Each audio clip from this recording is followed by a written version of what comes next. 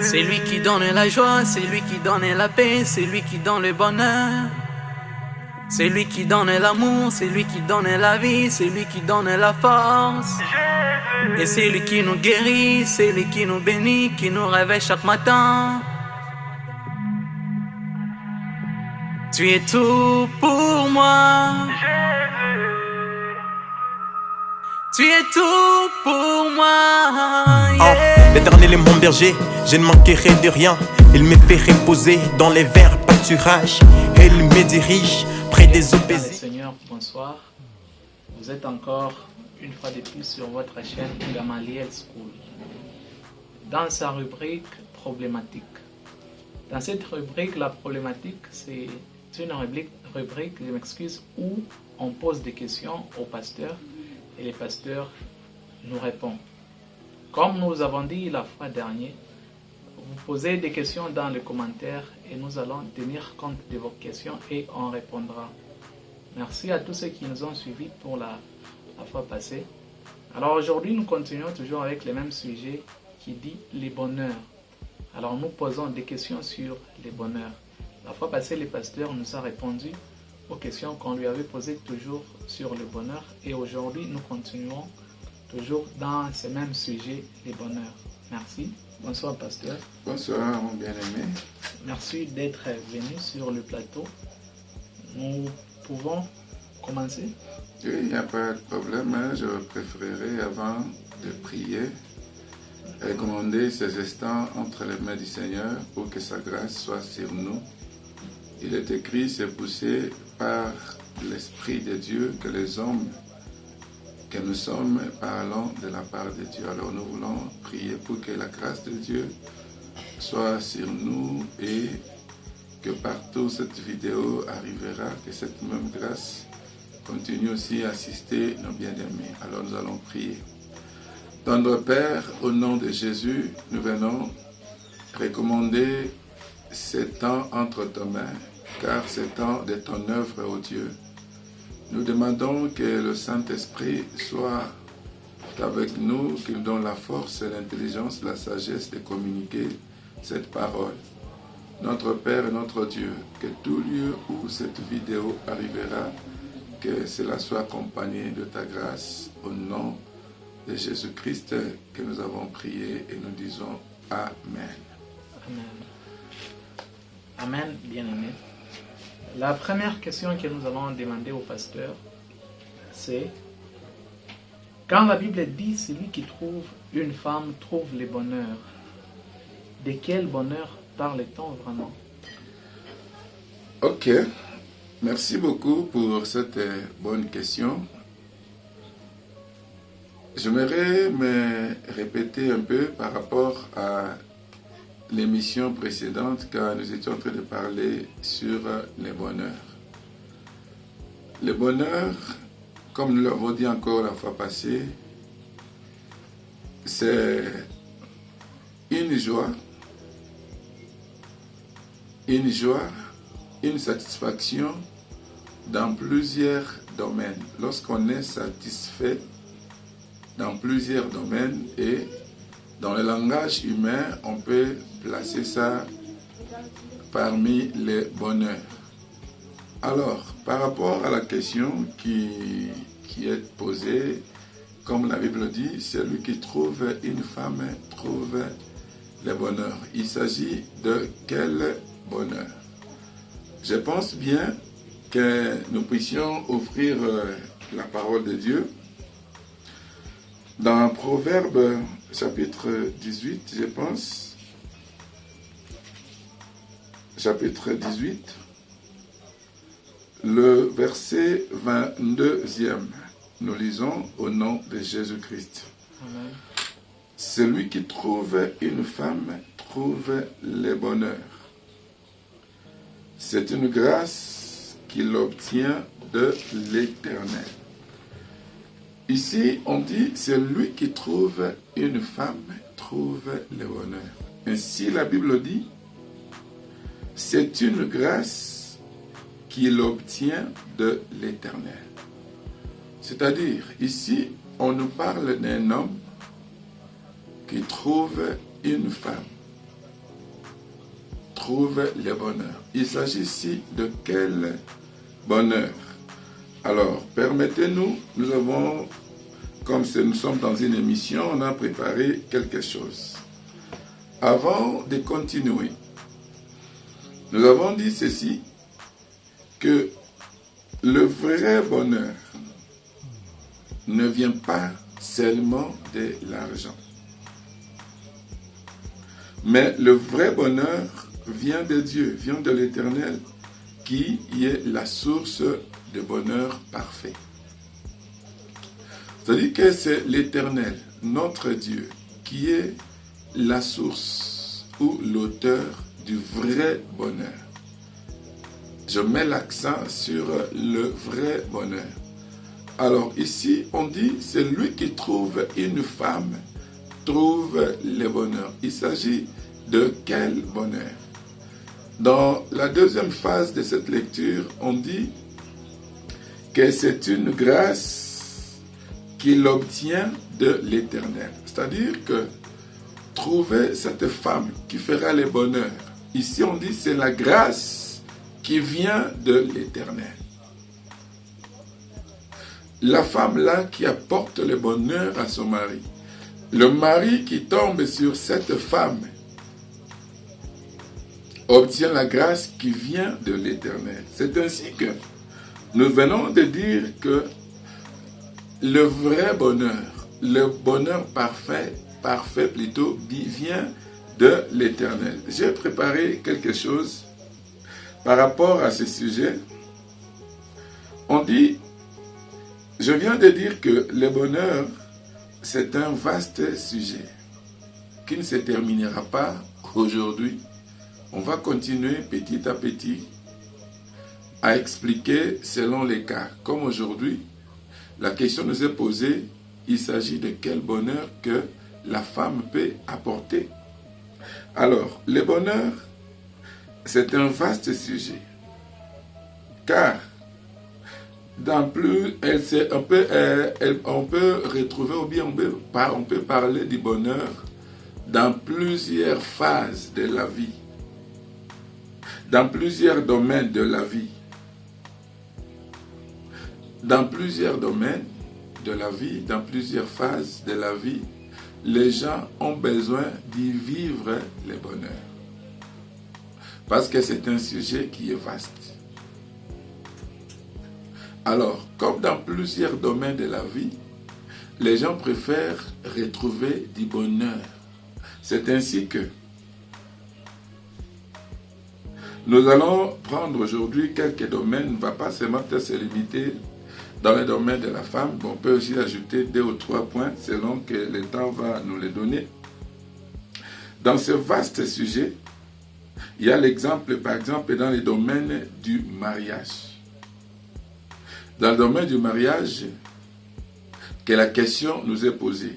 Il s'agit de quel type de femme? Il y a aussi dans les domaines professionnels qu'on peut aussi y trouver du bonheur. Il y a aussi dans les domaines spirituels. Mais comme la question nous est posée, dans les domaines du mariage, on dit c'est lui qui trouve une femme, trouve le bonheur. Alors ici, j'aimerais dire quelque chose. Est-ce que c'est toutes les femmes qui peuvent donner ce bonheur à l'homme qui les trouve ou à l'homme qui la trouve? C'est là aussi la problématique ce soir ou ce matin. Nous voulons ajouter quelques versets de la Bible par rapport à ça. Nous allons lire Proverbes chapitre 19, le verset 14. Qu'est-ce que la Bible nous dit? La Bible dit, on peut hériter de ses pères une maison et de richesses, mais une femme intelligente est un don de l'Éternel. Ici, on a ajouté une qualité. On a ajouté un adjectif qui qualifie la femme. On dit celui qui trouve une femme intelligente. C'est-à-dire, si un homme arrivait à trouver premièrement, une femme qui est intelligente. Elle va apporter du bonheur à son mari à cause de l'intelligence que la Bible vient d'ajouter. Alors permettez-moi que je puisse lire tout le verset que j'ai préparé. Lisons aussi Proverbe 21. Et on va aussi à la fin lire aussi Proverbe 31, verset 10. Le Proverbe 21, le verset 19, nous dit quoi? Le verset 19 du Proverbe 21 dit ceci.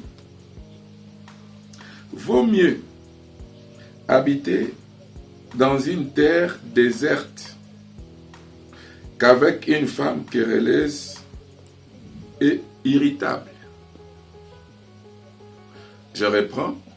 Vaut mieux habiter dans une terre déserte qu'avec une femme querelleuse et irritable. Le dernier verset, c'est Proverbe 31, le 10e verset. La Bible dit, qui peut trouver une femme vertueuse? C'est une question. Elle a bien plus de valeur que le perle. Je peux ajouter le verset 11. Il dit, le cœur de son mari a confiance en elle. Et les produits ne lui feront pas défaut. Elle lui fait du bien et non du mal. Tous les jours de sa vie. Vous pouvez continuer avec ce verset. C'est-à-dire que en lisant déjà ces quelques versets de la Bible, on comprend déjà quelle femme, quel type de femme qui peut apporter du bonheur à son mari. Nous voyons aujourd'hui, il y a plusieurs femmes qui font du mal à leur mari dans plusieurs domaines. Il y a les hommes qui souffrent, il y a les hommes qui se plaignent parce que cet homme n'a pas rencontré une bonne femme. On dit ici que vaut mieux habiter sur une terre déserte, une terre qui ne produit pas, que d'habiter avec une femme querelleuse. Donc la femme qui doit produire le bonheur dans la vie de son mari, qu'elle ne soit pas une femme querelleuse. Une femme de querelle, vraiment, n'apportera pas le bonheur à son mari. Alors comme la question nous a été posée, quel bonheur la femme peut-elle apporter? C'est-à-dire qu'ici, ça doit être une femme qui a des qualités. On nous a parlé de l'intelligence, la femme doit être intelligente. La femme doit avoir un bon comportement, une bonne conduite envers son mari. C'est ce qui va donner la joie à son mari. Plutôt qu'une femme querelleuse, qui est passible, qui peut apporter l'irritation facilement, qui peut énerver, qui peut faire des choses qui ne sont pas agréables. Alors pour trouver cette bonne femme qui peut apporter du bonheur à son mari, la source du vrai bonheur, c'est l'Éternel. On dit c'est un don qui vient de Dieu. Et ainsi de suite. On nous a dit que qui peut trouver une femme vertueuse dans Proverbe 31. Quand on parle déjà de vertu, c'est une femme qui a de bonnes qualités. On a commencé à énumérer les qualités de cette bonne femme ou cette femme-là qui peut apporter du bonheur à son mari. Qu'elle ne soit pas une femme querelleuse. Qu'elle soit plutôt une femme intelligente, une femme qui se conduit normalement bien. C'est cette femme-là qui doit, ou bien qui est à mesure d'apporter du bonheur à son mari. On dit qui peut trouver une femme vertueuse. Elle a plus de valeur que le perle. On dit que cette femme vertueuse qui peut apporter du bonheur à son mari, on dit qu'elle doit avoir des vertus. C'est-à-dire que ce sont des qualités d'une bonne femme qui doit apporter du bonheur à son mari. Ce n'est pas n'importe quelle femme. Ce n'est pas n'importe quelle femme. Quand on dit que celui qui trouve une femme trouve le bonheur, parce que nous avons constaté qu'on a beaucoup de plaintes des hommes. Plusieurs femmes qui ne sont pas fidèles à leur mari. Plusieurs femmes qui, elle est une femme mariée, mais elle a encore d'autres engagements ailleurs en dehors de son mari. Quel bonheur va-t-elle apporter à son mari? Par contre, une telle femme apportera du malheur au lieu du bonheur. C'est-à-dire que la femme doit être fidèle à son mari. La femme doit être intelligente. La femme doit aider son mari comme... Dans la Bible dit, Dieu a dit, je lui ferai une aide semblable à lui. Dit que la femme doit être à côté de son mari comme une aide. Quand on parle de l'aide, il y a encore beaucoup de choses que la femme doit apporter vis-à-vis de son mari. Le mari peut avoir des insuffisances. Le mari peut avoir son orgueil de l'homme pour se dire que non, voilà, mais voici, je suis tel et tel. Mais la femme doit être là pour combler certains vides dans la vie de son mari. Parce que l'Éternel, dans la création, au début, là-bas, il a dit que je lui ferai une aide semblable à lui. Dit qu'une bonne femme qui doit apporter le bonheur à son mari doit d'abord être une aide pour son mari. Ce n'est pas encore une femme qui doit venir encore apporter des problématiques ou bien de rendre son mari la vie difficile. Non. Non. C'est-à-dire que sur le plan du bonheur ici de la femme, nous tenons et nous soulignons que cette femme doit avoir de bonnes qualités pour que réellement cette phrase arrive à s'accomplir pour dire que celui qui trouve une femme trouve le bonheur. Parce qu'aujourd'hui, beaucoup de femmes font du mal à leur mari. Beaucoup de femmes causent du tort à leur mari. Lorsque vous allez lire seulement ce verset de Proverbe 31, le 10e verset, vous allez comprendre beaucoup de choses. C'est que la femme doit apporter à son mari. Nous apprenons, il y a des femmes qui sont, lorsque son mari travaille la nuit, elle, quand le mari part au boulot, elle aussi sort pour partir aussi. Elle calcule le temps, non, mon mari va revenir demain matin, et elle aussi part pour revenir peut-être à 4 heures à la maison. Et cette femme-là, dites-moi, apporte-t-elle du bonheur à son mari? Non. Au contraire, elle apporte la malédiction. Elle est en train d'essuyer sa maison. Qu'une telle femme ne pense pas qu'elle sera appréciée par l'Éternel. Ce n'est pas un don de l'Éternel pour son mari. Le mari, c'est pour avoir l'argent, pour avoir de l'équilibre, mais la femme reste pour faire autre chose. Là, ce n'est pas une femme qui peut apporter du bonheur à son mari. Le bonheur sur le plan professionnel, par exemple. Il y a des hommes qui travaillent, qui peuvent se dire que non, en travaillant, je gagnerai l'argent et j'aurai du bonheur. Mais pas du tout. Pas du tout. La source du bonheur parfait, c'est l'Éternel Dieu lui-même.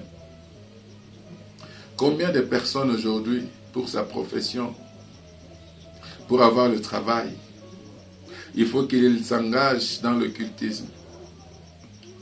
Pensez-vous, le travail gagné au moyen de l'occultisme apportera-t-il du bonheur dans ta maison? Non. On va t'imposer des sacrifices. On va t'imposer les sacrifices peut-être de tes enfants, soit les membres de ton corps, et tu gagnes l'argent, on te donne la promotion au boulot, ainsi de suite. Mais en réalité, dans ta conscience, tu souffres.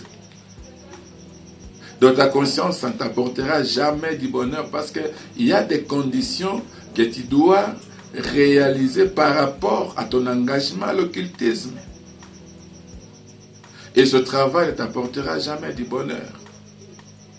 Aux yeux des gens, les gens te verront heureux, les gens te verront bâtir des maisons, les gens diront que tu es heureux, mais dans ta conscience, tu sais que tu souffres. C'est ainsi que nous disons que la source de bonheur parfait, c'est l'Éternel. Parce qu'il est écrit, c'est la bénédiction de l'Éternel qui enrichit. Et cette bénédiction que l'Éternel donne ne se fait suivre d'aucun chagrin. Voilà le vrai bonheur. La source du vrai bonheur vient de l'Éternel. Vient de l'Éternel. Mais même sur le plan spirituel. Sur le plan spirituel. Combien de gens aujourd'hui, même les hommes de Dieu, beaucoup sont dans l'occultisme. Beaucoup sont dans la magie. Beaucoup sont dans la recherche de l'argent, de l'influence, de la renommée, ainsi de suite. Et ils vont s'engager. Oh, il y a des gens qui quittent même le pays ici.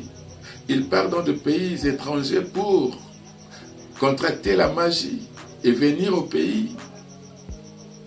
Venir au pays prophétisant, ainsi de suite. Mais dans sa conscience, il peut parler du nom de Jésus dans la bouche, mais sa conscience souffre à cause de son engagement dans l'occultisme.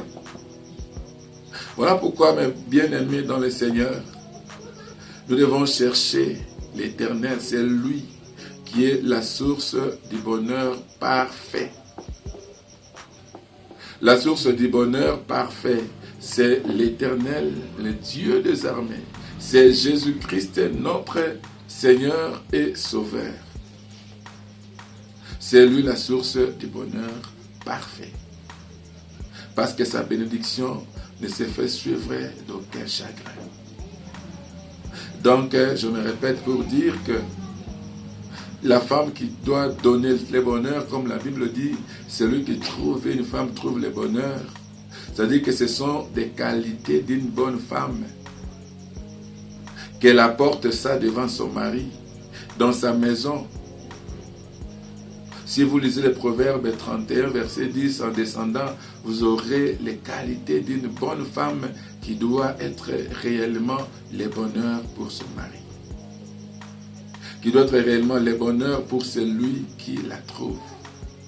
Peut-être tu me suis, tu n'es pas encore marié. Peut-être tu me suis, tu es déjà marié. Mais pour celui ou celle qui n'est pas plutôt mariée, commencez déjà à lire ces versets que nous venons de citer pour te préparer à devenir une bonne femme. Afin que tu sois le vrai bonheur pour ton mari. Afin que tu répondes aux critères de ton mari. Il y a des gens aujourd'hui qui souffrent, même les hommes de Dieu souffrent. Il y a des gens qui regrettent en disant pourquoi j'ai épousé telle femme. Peut-être qu'il a suivi juste la beauté, la formation physique, la couleur de la peau. Mais il ne connaissait pas réellement qu'est-ce qui était caché dans le cœur de sa femme. Et lorsque maintenant il a découvert comment est sa femme, c'est le regret, c'est le chagrin. Alors, bien-aimé dans le Seigneur, ma sœur, toi qui me suis, si tu veux être une femme qui apporte le bonheur à son mari, commence déjà dès maintenant à chercher ces versets, à demander déjà à Dieu de tailler ton caractère, de tailler ton comportement pour que tu sois utile à ton mari. Il y a beaucoup de sujets, il y a beaucoup de points qu'on parlera dans la prochaine émission parce que nous sommes en train de courir derrière le temps. Sur le plan professionnel, ce n'est pas seulement le travail qui apporte. Peut-être là, cette question pourrait aussi venir parce qu'il y a des gens qui pensent qu'en travaillant, le travail peut m'apporter du bonheur. Mais il y a des gens qui s'engagent à l'occultisme pour avoir le travail. Et ce travail gagné au moyen de l'occultisme ne peut jamais t'apporter du bonheur. Plutôt, ça apportera le malheur. Un ministère ne peut pas apporter le bonheur si ce ministère n'a pas la source Jésus-Christ. Parce que tout ce qui vient de l'ennemi, comment quelqu'un peut prétendre servir l'Éternel Dieu créateur du ciel et de la terre avec des fétiches, avec les armes, si je peux le dire ainsi, de l'ennemi. Donc ça ne marchera pas. Alors je vous invite, bien-aimés, à revenir, si nous voulons réellement vivre le bonheur qui est parfait. Revenons à Christ. C'est lui la source du vrai bonheur parfait pour notre vie. Je ne sais pas, mon frère, si j'ai quand même répondu à votre préoccupation et aux préoccupations de nos téléspectateurs, de nos internautes, tous ceux qui vont nous suivre. Oui, pasteur, tout est bien clair. Oui.